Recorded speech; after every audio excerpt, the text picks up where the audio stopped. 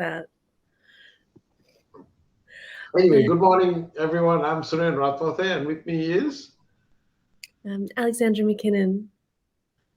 And we are going to talk about the volunteers from Ceylon who fought for king and empire during the First World War.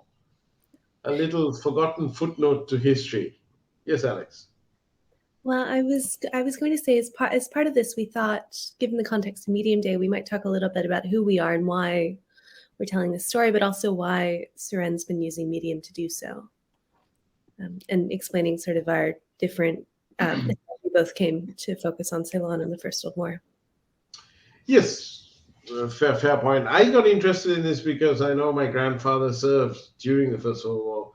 Now, he would never talk about it, which is fairly typical of veterans, particularly of the First World War, I believe.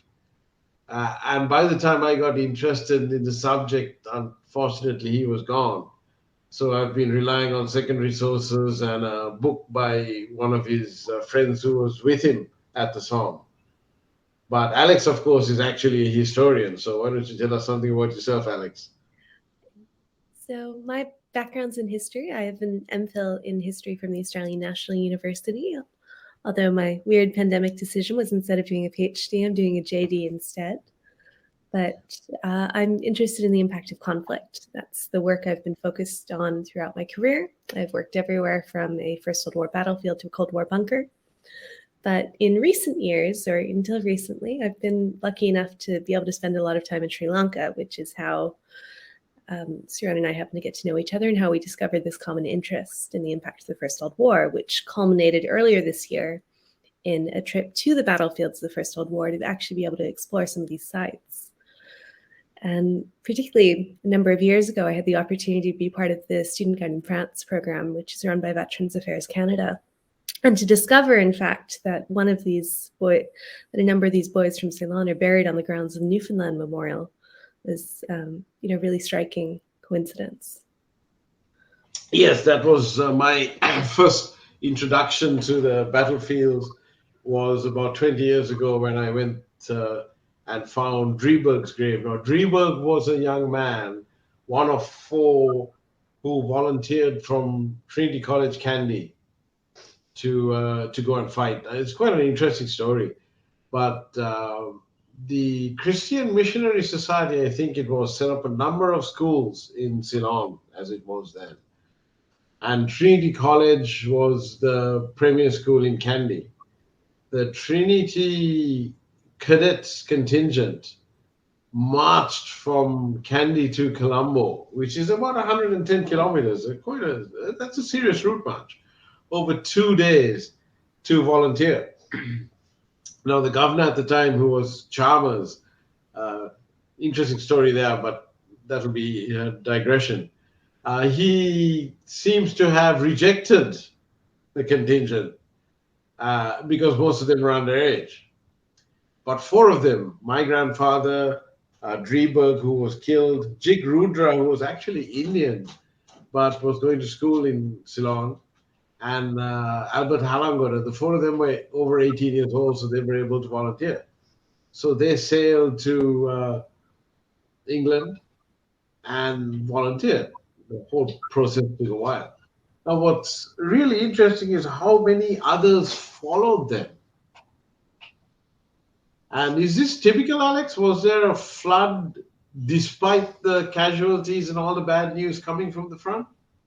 Well, and particularly at the early stages, where so much of what we've been looking at, within those early years of the war, would have been the prelude to the Somme, but certainly that continued afterwards. And I think part of what both of us found really interesting about this story, or certainly I found interesting about this story as somebody with a background in the First World War, and as somebody who's looked at the First World War really from a colonial perspective, from the Dominions, from places like Canada and Australia, is there seems to be an assumption whenever there's writing about Ceylon in the First World War, and there's really not very much writing about Ceylon in the First World War, there seems to be an assumption that it should just be considered as an extension of India. I'd seen writing by an Australian historian, for example, that was looking at commemoration across the subcontinent.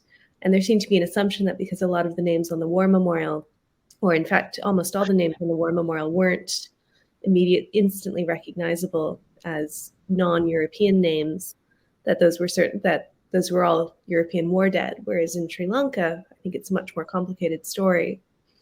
And I suppose the other thing in relation to that was realizing, even with Trinity College Kandy, when, for example, we knew about Frank Drieberg when we'd gone to see Frank Drieberg's grave, suddenly realizing that, in fact, other boys from Trinity College Kandy were buried in the same cemeteries.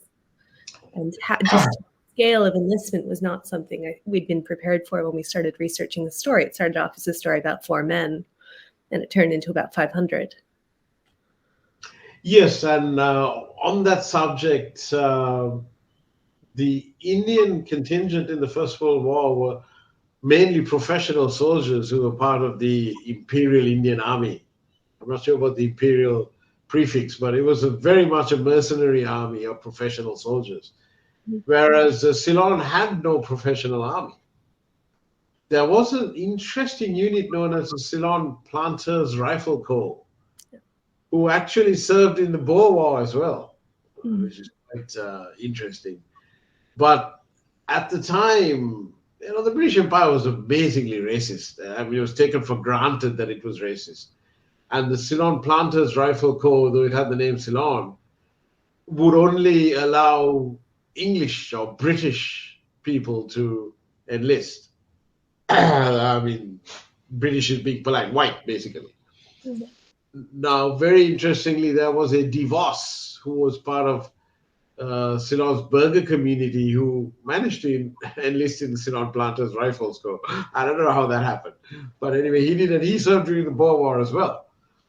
But the CPRC, as it's called, sorry, Alex, you're trying to say something.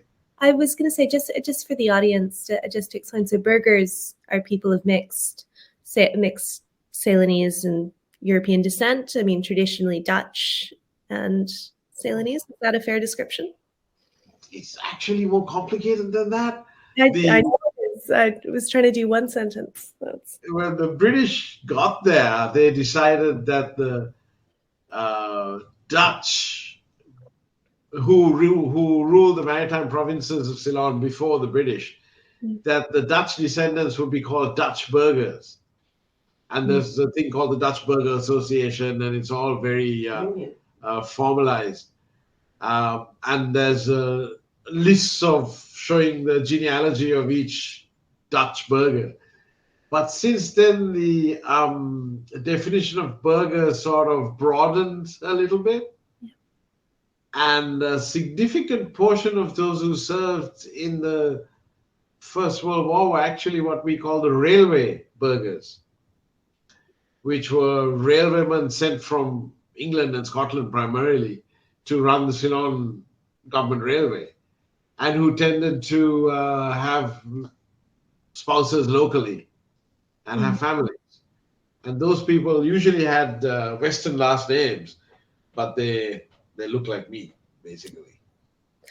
And that's part of what I think both of us have found so fascinating about starting to research this story, how in many ways you have, of course, the racism of the British Empire, and you have these strict expectations regarding whiteness or non-whiteness, but also how complicated it gets the moment you start looking at it from a Sri Lankan perspective, and the moment you start looking at it in the context of Ceylonese service. And that's how, in fact, even though non-white soldiers were explicitly banned from commanding white troops, you wind up with burgher officers in the British Army, and you wind up with burgher officers in command of large groups of men serving with the British forces, where theoretically that was something that was completely prohibited.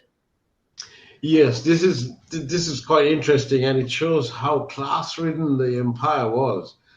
When my grandfather and his 3 friends enlisted, they joined something known as the Public Schools Battalion. Would you like to tell us something about that, Alex? Sure. So with the public schools, with the Public Schools Battalion, at that point in time, prior to the devastation of the Battle of the Somme, there's really this promise that men, that people who enlisted together would be able to serve together. So really more broadly known as the PALS Battalion, this promise that if you enlisted with men from your town, if you enlisted with men from your job, that you'd serve together. And of course, what that means in the context of the Somme is that you have large groups of men from the same communities dying together on the 1st of July, 1916. And the public schools battalions were originally recruited sort of from public school boys. So, but in the UK context means private schools, young gentlemen. But the idea is that they were meant to be coming from the public schools. They were meant to be coming from university graduates. And ultimately that led, as the army expanded, to encouraging them to apply for commissions to become these young officers who were meant to be leading their men forward. But of course, if you're coming from a place like Ceylon, that leads back to that complication of race, where those same opportunities weren't given to those boys who enlisted from Trinity College Kandy. And in relation to that, I thought we might talk a little bit more about sort of this broader story, just situating this for people who might not be familiar with the concept of the boys from Ceylon. But we started with information from the Ceylon War Cenotaph in Colombo, which is now next to one of the national libraries, and it's full of names. It's not something, and it was moved there. Suren can talk a little bit more about how it was moved there. But we started trying to put together this story, and Suren has started telling the story on Medium. So I thought I might let Suren talk a little bit more about that, both the public schools, but also the broader story that you saw. The public schools battalion is fascinating because the British Empire was so ridden with class. And the planters, for example, were all gentlemen. Mm.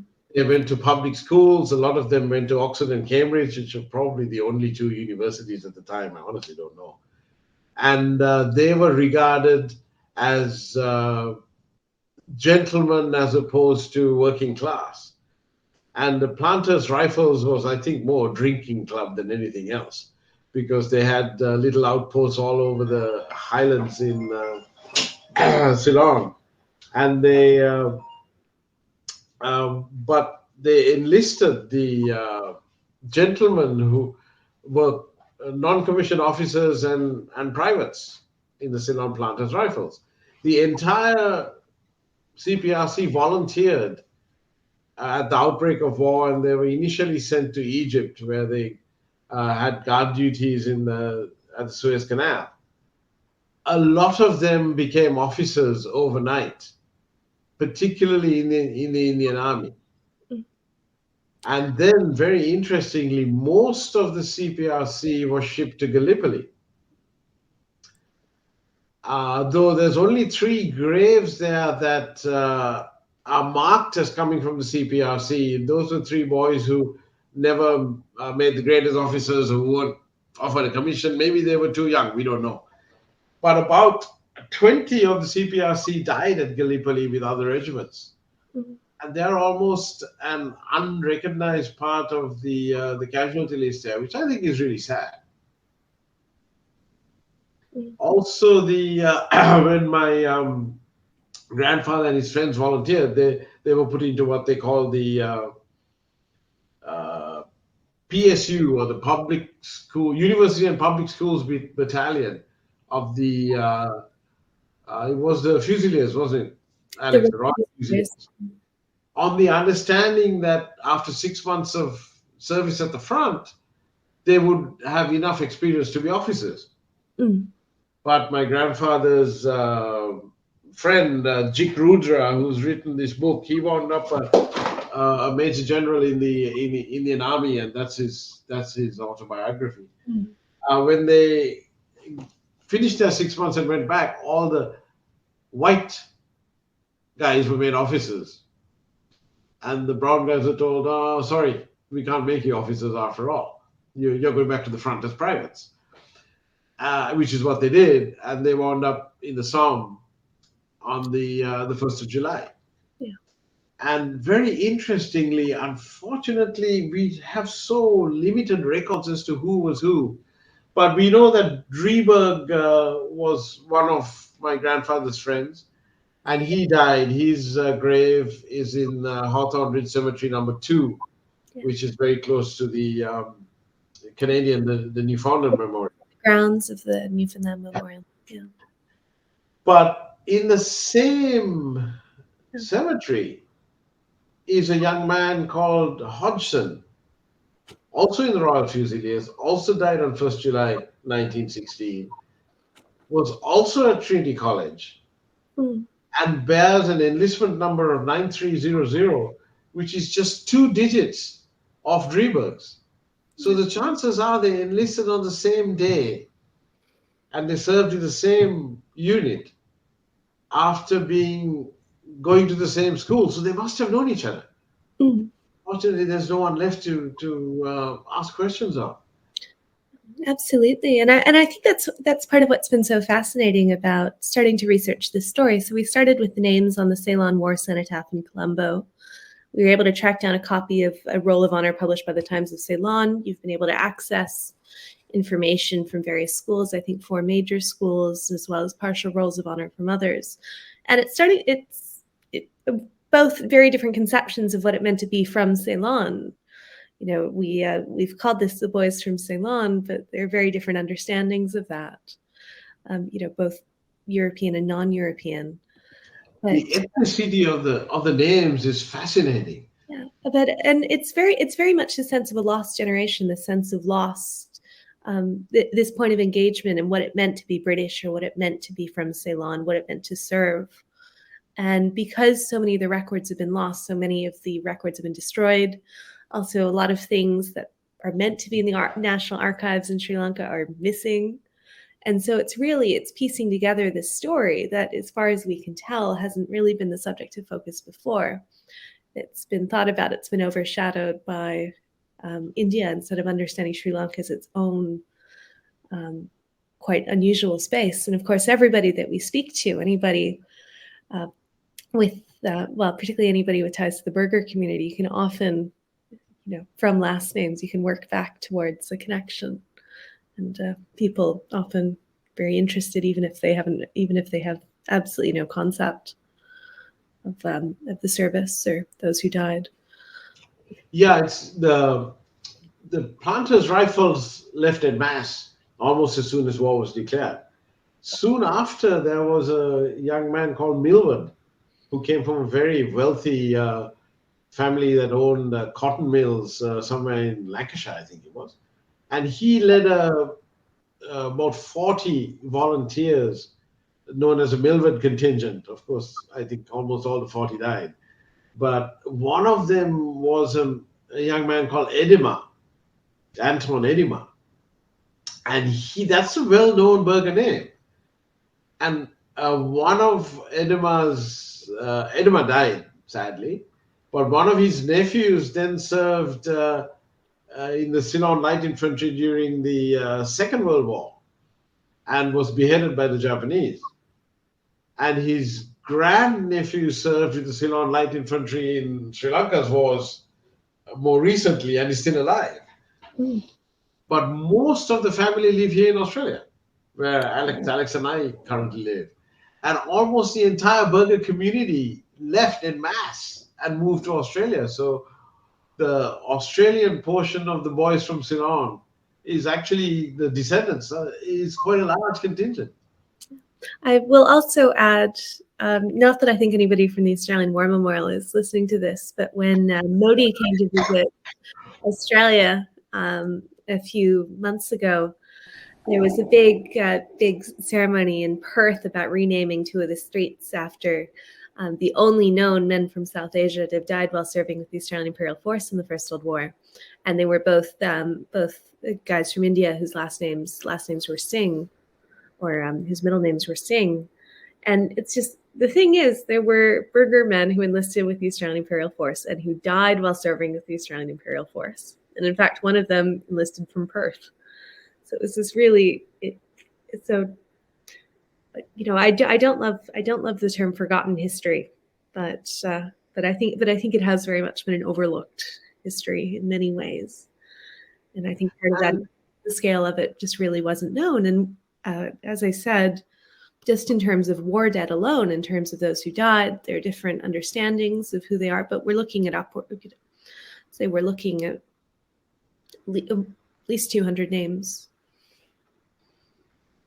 What fascinates me is that despite the carnage at the Somme, which got some reasonable press in Ceylon because of the boys who died, Drieberg among them, was that even after that, another contingent left, about 35 of them, in November 1916. And they got on a ship called Ville de la Ciotat. Was that the name? Yeah. You want to tell that story? It's quite fascinating. Oh God, I think you might know that story better than I do, but it really has to come back to these questions as to what it means to remember, what it means to commemorate. Because in this case, the ship is torpedoed. I think it's torpedoed, but the ship is sunk. It's lost en route to the UK. Yeah. And quite a number of the young men on the ship, all of whom are heading directly to the UK to enlist, quite a number of them die, quite a number of them drown.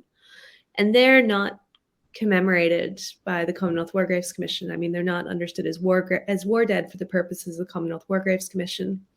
And in fact, they are on the Ceylon cenotaph. Yes, yeah, absolutely. Which is fascinating, because there must have been some controversy for them to not be on the Commonwealth War Graves, but on the cenotaph. But I'm glad they are commemorated on the cenotaph. So yeah, absolutely. And it's interesting because we've come across a number of names that seem to have died on the battlefields, that seem to have died in service, that aren't commemorated by the Commonwealth War Graves Commission. And that's a mission that we're trying to figure out. There are really more questions than answers here. But just given the context of us doing this talk, given that you asked me to join you for Medium Day, do you want to talk a little bit about how you've been using Medium to tell these stories? And just a little footnote to the ship that went down. Quite a few people drowned, but the most were rescued. They wound up in Malta. And then the contingent, I mean, if it was me, I'd have said, that's enough, I'm going back home. But they continued on to England and volunteered. Yeah. And very interestingly, a whole bunch of them got into the Coldstream Guards. Now, the Coldstream Guards is a regiment in the big bearskins that stands outside Buckingham Palace that every single tourist sees when they go to London. And I don't think there were many non-white soldiers in the Coldstream Guards prior to World War I. But at least 10 Ceylonese served in the Coldstream Guards. A couple of them, you're in the coming on the camera. And one of them won the military medal. And he migrated to Australia as well, and his son served in the Australian Army. Yeah. So there is a considerable tradition of service among those who served in the First World War, that their descendants also served. Yeah. And yeah, I suppose part of what's so interesting about this story is that for many of them, we have no way of asking them why they enlisted.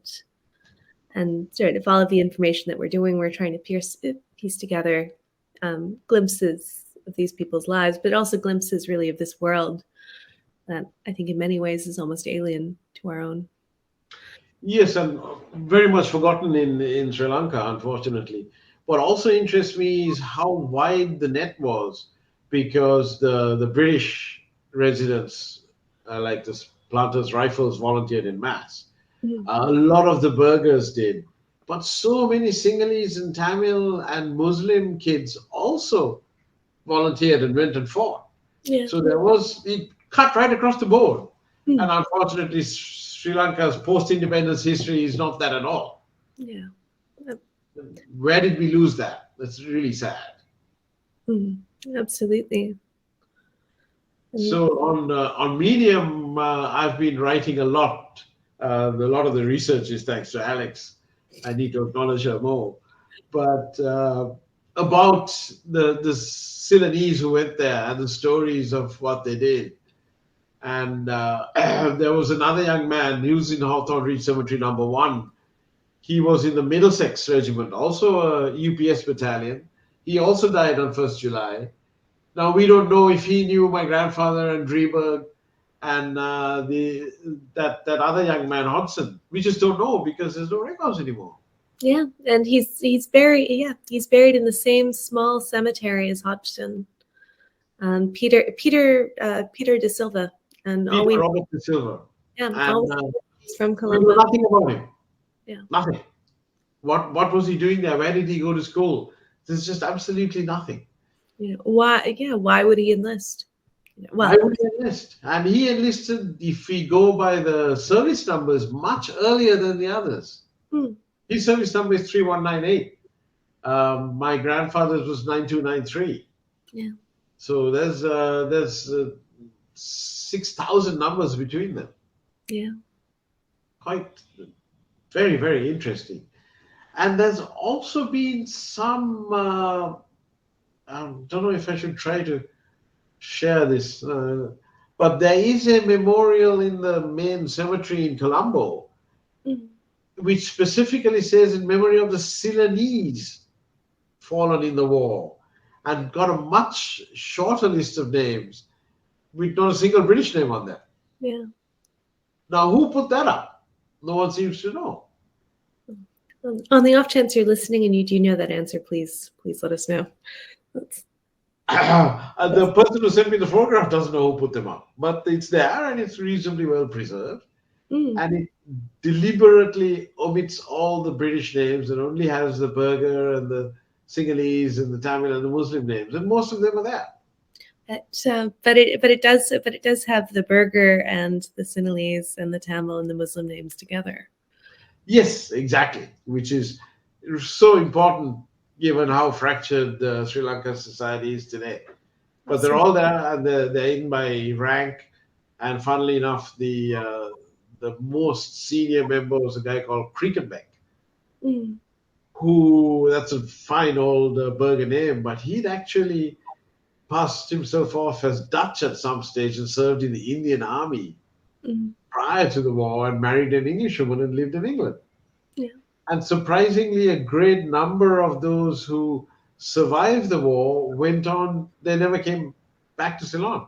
They lived in England and married there. And this guy called Chunchi, who popped up yesterday, ran something called, what was it called? The Coloured Men's Institute in East Coloured Men's Institute in the east end of London near the docks. And what happened to him? Or where are his descendants? Because he was married. He married in England, must have had children. But we don't know. And yeah, for somebody like Krickenbeck, who marries an English woman who spends the rest of his life in England, but he's still seen as Ceylonese in the context of that mystery memorial. In that mystery memorial. And who drew up the names on the mystery memorial? Yeah. Nobody seems to know anymore, and there's no date as to when it was erected either. No. Now, I am wondering if we're about to get cut off immediately at 10:30. I'm not. I think we are. Does anybody have any questions? Thank you for joining in, all of you who have. No. Also, David McKinnon is currently trying to share audio and video. I don't know if he intended to do that. I didn't get a notice about that, but let's see. There is a Q&A tab and it's blank. Yeah. Oh, well, Janelle says thank you. Thank you for joining, Janelle. I hope we didn't bore you to death, but it's a subject that Alex and I are quite obsessed with. Which doesn't sound very good. Rahul's trying to join. Who's trying to join? Rahul? Well, to share audio and video. Okay. Oh, okay. I don't know if that worked or not, but I tried. Anyway, but yeah, thank you, Kevin. Thank you, Janelle. Really lovely to have a chance to be able to talk about this. Please do look at my Medium articles if you're interested, and send me an email. Happy to reply. Who knows? We might find some descendants of the boys from Ceylon. Yeah. Somewhere in the world. You never do know these days. Well, that's our time's up. Are we supposed to go, or are they going to cut us off? I have no idea. You're the medium expert. I'm just popping through. Oops. Well, we might as well call it a day, I guess. Okay, excellent. Well, thank you all so much. Thank you, Alex, for joining. Thank you, And Suren. thank you, everyone, for watching. Bye. Bye. Thank you so much.